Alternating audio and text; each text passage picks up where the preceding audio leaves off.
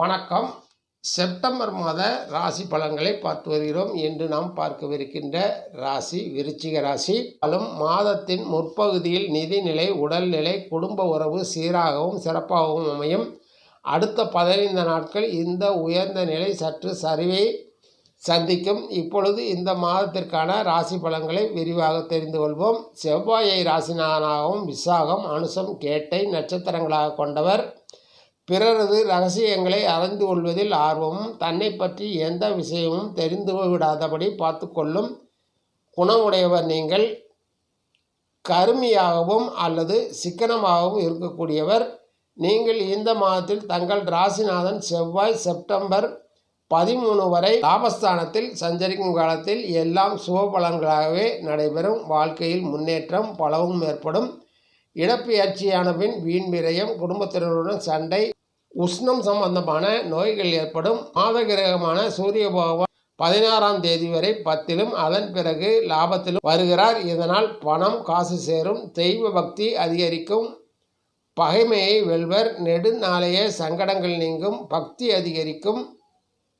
ராசியில் சந்திரன் அமர்ந்திருக்கிறார். நினைத்த காரியத்தை நடத்தி கொடுப்பார். 4ல் ராகு, 5ல் சனி சாதாரண பலன்களையும், 8ல் குரு அசுப பலன்களையும், சுக்கிர பகவான் இந்த மாதம் 14 வரை நல்ல பலன்களை தருவார். விரும்பிய பொருட்கள் கிடைக்கும், சுகமும் சந்தோஷமும் கூடும். விரும்பிய இடப்பெயர்ச்சியான பின் பலன்கள் சற்று மாறும். இந்த மாதம் 10ல் அமர்ந்திருக்கும் புதன் பகவானால் புதிய பதவிகள் கிடைக்கும், வாக்குவன்மை அதிகரிக்கும். இடப்பெயர்ச்சியான பின் இன்னும் அதிக நற்பலன்களை வழங்குவார். இனி விரிவாக பார்க்கலாம்.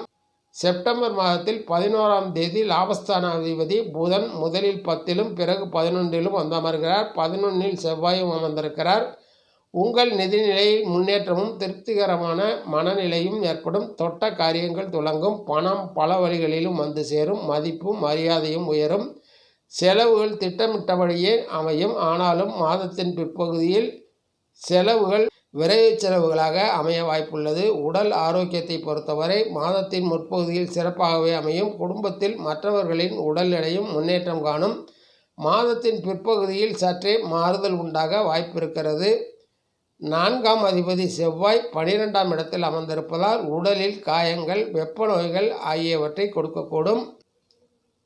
குடும்பம், காதல் போன்றவை இந்த மாதத்தில் 7ஆம் அதிபதி சுக்கிரன் 14 வரை 9ஆம் இடத்திலும் அதன் பிறகு 10ஆம் இடத்திற்கும் வந்து அமரவிருக்கிறார். இதனால் மாதத்தின் முற்பகுதியில் துணையுடனான உறவு சிறப்பாக மகிழ்ச்சியுடன் அமையும். மாதத்தின் பிற்பகுதியில் சிறு பிணக்குகள் ஏற்படக்கூடும். துணையுடைய உடல்நிலையில் பிற்பாதியில் சில மாற்றங்கள் ஏற்படலாம். காதல் வாழ்க்கையை பொறுத்தவரை இது உகந்த காலமாக அமையாது. காதல் துணையுடனான உறவை மிகவும் கவனமுடன் கையாள வேண்டும். கல்வி கற்கும் மாணவர்கள் அதிக பொறுமையாகவும் முழு திறமையையும் பயன்படுத்தித்தான் அதிக மதிப்பெண்களை பெற முடியும். இந்த மாதம் கல்வி தவிர்த்து விளையாட்டு போன்ற துறைகளில் கவனம் செலுத்தினால் முன்னேற்றம் அடையலாம். தாயின் உடல்நிலையில் அதிக கவனம் செலுத்த வேண்டியிருக்கும். இந்த சேனலை இதுவரை சப்ஸ்கிரைப் பண்ணாதவங்க மட்டும் சப்ஸ்கிரைப் பண்ணுங்கள். பக்கத்தில் இருக்கிற பெல் ஐக்கானை கிளிக் பண்ணுங்கள். பிடிச்சிருந்ததுன்னா லைக் பண்ணுங்கள், ஷேர் பண்ணுங்கள், கமெண்ட் பண்ணுங்கள். நன்றி. வேலை உத்தியோகத்தில் இருப்பவர்களுக்கு இந்த மாதம் நல்ல மாதமாகவே அமையும். ஊதிய உயர்வு, இடமாற்றம் ஆகியவையும் மனதிற்கு பிடித்தமானதாக அமையும். புதிய வேலை தேடுபவர்களின் முயற்சிகள் வெற்றி பெறும். தொழில், வியாபாரம், விவசாயம் போன்ற துறைகளில் இருப்பவர்கள் மாதம் முழுவதுமே சிறப்பான நல்ல பலன்களாக அமையும். 10ஆம் வீட்டின் அதிபதி சூரியன் 10லும் பின்பு லாபஸ்தானத்திலும் வந்து அமரவிருக்கிறார். இதனால் தொழிலில் நல்ல முன்னேற்றம் ஏற்படும். புதிய வாடிக்கையாளர்கள், புதிய ஒப்பந்தங்கள் கிடைக்கும். தொழிலில் லாப வரவு அதிகரிக்கும்.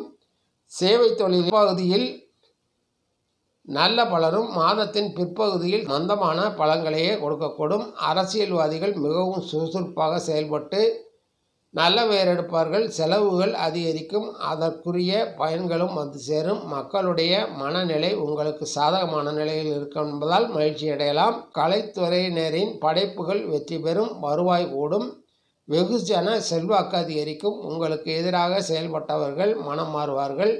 இந்த மாதத்தில் உங்களுக்கு நல்ல மாதமாகவே அமையவிருக்கிறது. வருட கிரகங்கள் சாதகமற்று காணப்பட்டாலும் மாத கிரகங்கள் உங்களுக்கு சாதகமாக இருக்கிறார்கள். இதனால் நன்மைகள் மேலோங்கி அசுவ பலன்கள் குறையும். நீங்கள் விரும்பிய காரியங்கள் நடைபெறும். இந்த மாதம் உத்தரகோசமங்கை மங்களநாதர் மங்களேஸ்வரியை வழங்கிய அவர்கள் அருளாசியை பெற்று நற்பலன்களை மேலோக்கிக் கொள்ளுங்கள். நன்றி, வணக்கம். மீண்டும் சந்திப்போம்.